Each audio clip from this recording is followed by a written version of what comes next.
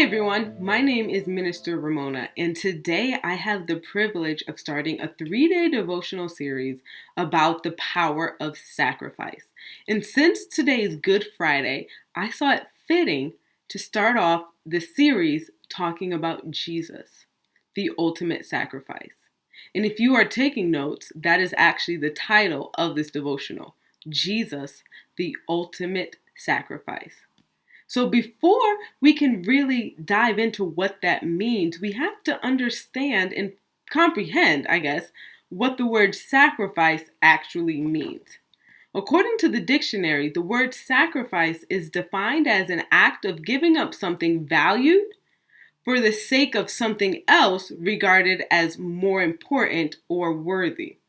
So if Jesus is the ultimate sacrifice, that means he had to give up something of value for something that he regarded as having more value to him.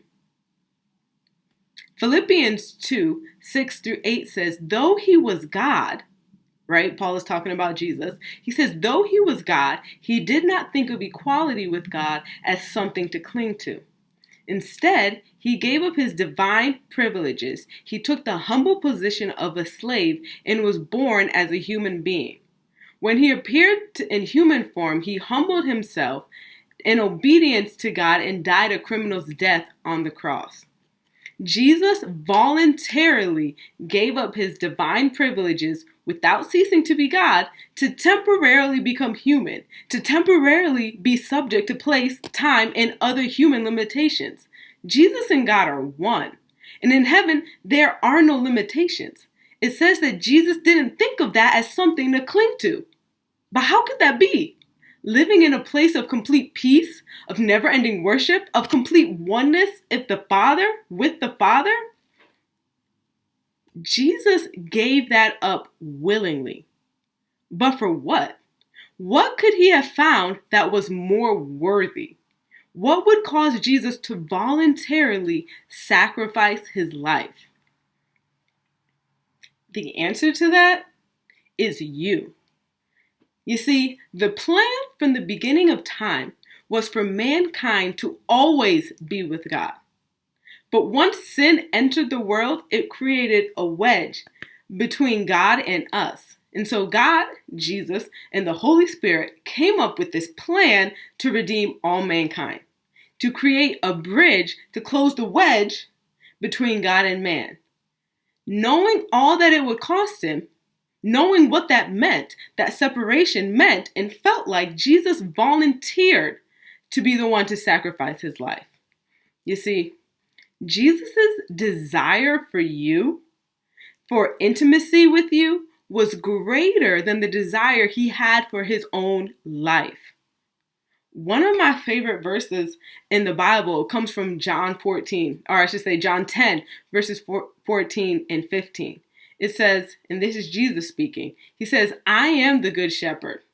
I know my sheep, and they know me, just as my Father knows me, and I know the Father. So I sacrifice my life for the sheep. Do you see the level of knowing Jesus desires? He says, I know my sheep and my sheep know me. Just so you know, and we're all on the same page, we are the sheep. And he says, I know my sheep and my sheep know me, just as my Father knows me and I know my Father. He's comparing the level of intimacy he has with God to the level of intimacy he desires with us. Then he says, therefore, I sacrifice my life for my sheep. It's nothing for him. Jesus desired us so much.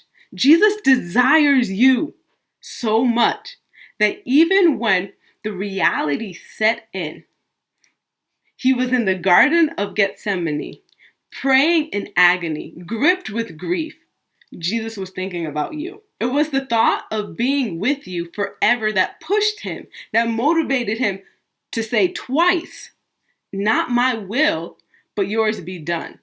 You see, even when Jesus' flesh was weak, he sacrificed his will for God's. They were on one accord. They both wanted the same thing. Even in one of the hardest moments in Jesus' life, he chose you. The saddest thing, though, is that we don't always choose him back, regardless of what season of life we are in.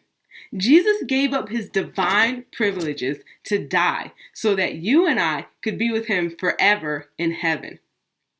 And I promise you, it's not too late to choose him. As long as you are breathing, if you're watching this, you still have time, right? The power in Jesus' sacrifice is redemption for everyone. So in closing, I want to encourage you guys to take a minute and do some self-reflection. Ask yourself, past salvation, does your life reflect the life of a person who has chosen Jesus? Do you want to grow your relationship with the Lord? Do you desire that intimacy with him that he desires with you? If so, I would encourage you to start today. Create time for Jesus in your day. Start your day with him. Talk to him. Practice listening to him. Because he sacrificed everything for you. Because he knew what it meant. He saw you as more worthy and more valued than his life. So just think about that. So that's all I have for you guys today. So make sure you tune in tomorrow to hear part 2.